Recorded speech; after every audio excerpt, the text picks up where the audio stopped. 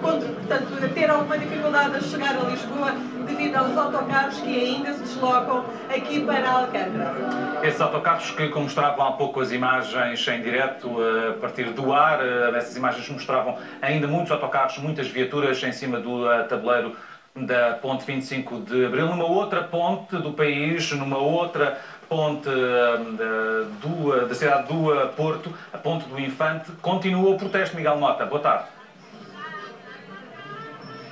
E continuam a chegar autocarros, isso que tem acontecido ao longo dos últimos 40 minutos, não têm parado de chegar autocarros que vão atravessando aqui toda esta multidão que já cá está para a manifestação.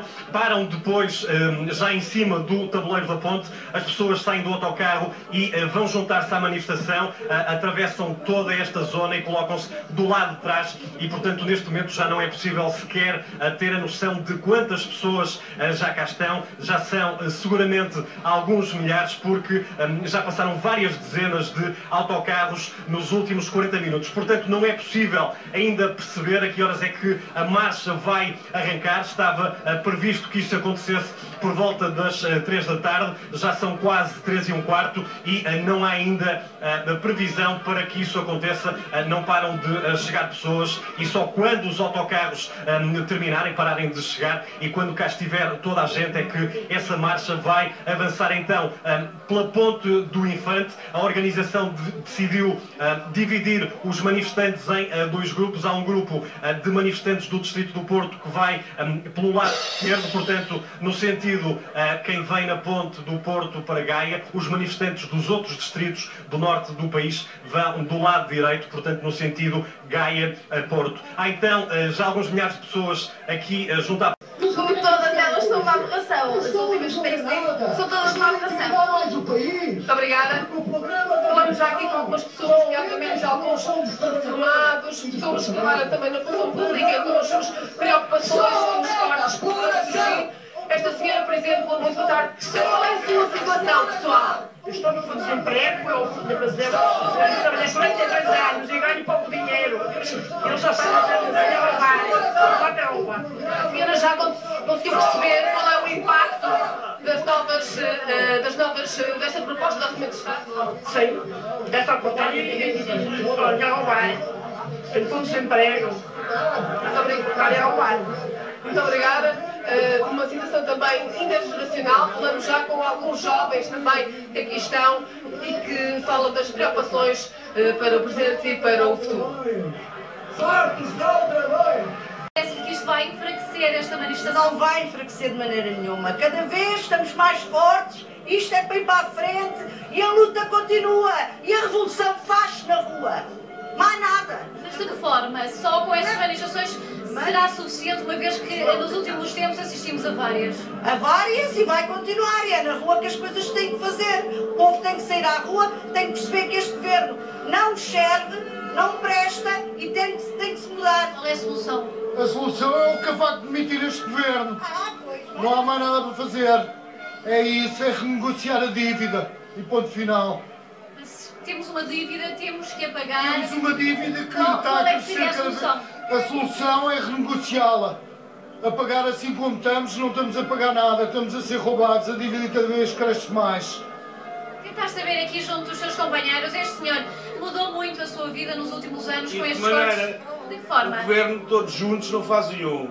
Se eu pudesse, punha-os dentro de um saquinho e morreu. Mais nada, mais nada. Queria aqui um lado mais pessoal, queria saber exatamente o que é que teve que mudar na sua vida. Tive que mudar, deixar de comer às vezes, não ter dinheiro para comer,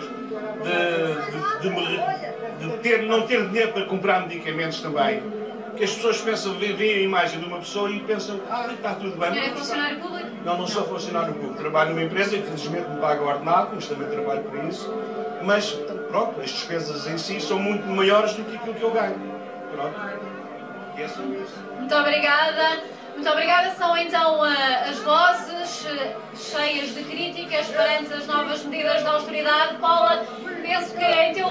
Corresponde à expectativa que o Bloco de Esquerda tinha para o dia de hoje?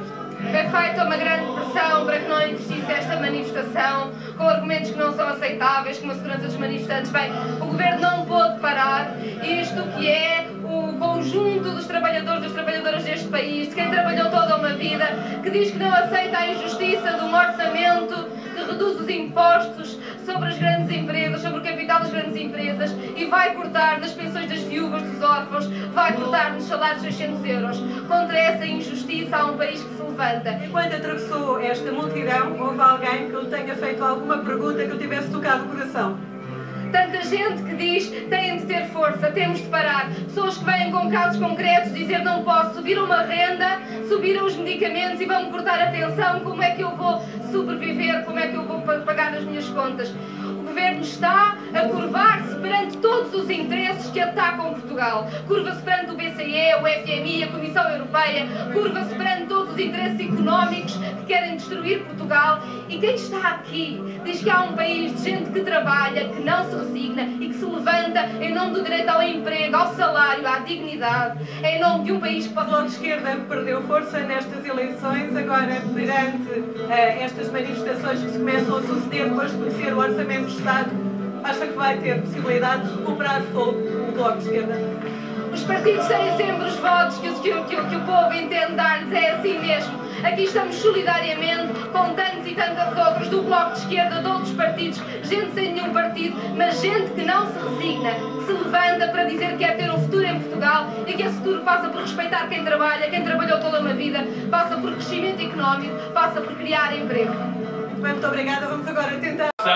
Entre a cidade de Vila Nova de Gaia e a cidade do Porto, numa altura em que se canta que está na hora do Governo ir embora. Aliás, como se pode ver na própria faixa, esta Marcha por Abril indica que o Governo deve ir para a rua. Uma mão, um dedo apontado ao Governo, um dedo indicado para a porta de saída. São, portanto, recordo, cerca de 20 a 30 mil pessoas, pelo menos era este o número esperado pela CGTP, pela União de Sindicatos do Porto, que está aqui presente em força, além também de muitos manifestantes. Esta manifestação se vai separar em duas e dois braços desta manifestação irão concentrar-se de novo na Praça da Batalha, mas para já uma segue em direção ao Jardim de São Lázaro e outra então diretamente para a Praça da Batalha através da Rua Alexandre Herculano. Esta manifestação que vai juntando muitas pessoas que aqui se juntam em protesto a indicar a porta da rua como o ponto para o qual o Governo deverá então seguir. São pessoas, são milhares de pessoas que na cidade do Porto, vindas de todo o norte do país, reclamam que o Governo saia e que haja eleições. Muito boa tarde, está a assistir a esta manifestação. Porquê? Porquê é que cá está hoje? Vou dar o meu contributo para ver se o Governo vai embora. Também concorda, portanto, que o Governo deveria sair. Só que este é muito cacau é que não concorda, não é? Muito obrigado. Uma das opiniões das pessoas que se manifestam na cidade do Porto, que se vão manifestando nesta altura em que a manifestação na cidade invicta vai então seguindo em direção à Praça da Batalha, uma manifestação que junta vários sindicatos, a grande maioria deles afetos à CGTP, aqui representada pela União de Sindicatos do Porto, mas também vários sindicatos de afetos ou independentes, ou também alguns.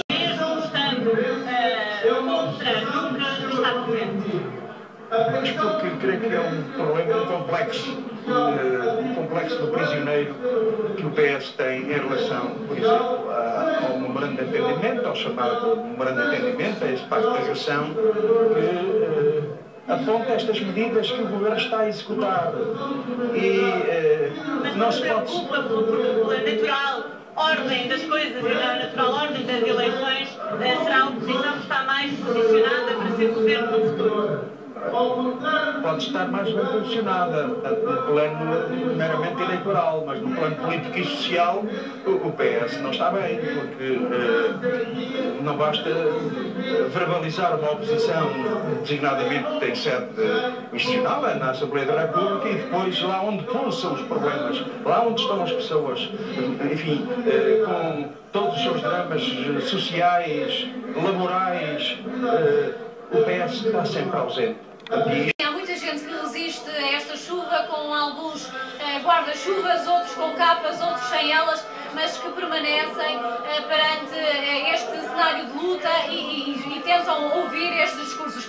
Eu estou aqui entre um agricultor e uma professora. Vamos primeiro falar com este senhor. Dizia-me há pouco que vem da Covilhã, fez uma viagem de 2h30 e dizia-me que no interior vive-se pior, estas medidas acabam por se sentir mais em zonas menos favorecidas e que a agricultura vive momentos muito difíceis. De facto, o interior sofre com esta política de empobrecimento. Foi a introdução de portagens na autoestrada, é os baixos salários, é os impostos que são muito caros.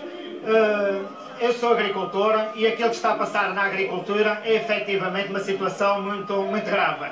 Querem tributar os agricultores pelas ajudas que recebem da União Europeia. Isto vai ter como consequência o afastamento de milhares de agricultores do acesso às ajudas comunitárias. Neste sentido, pensamos que o interior e as pessoas do interior devem lutar contra este governo até à sua demissão.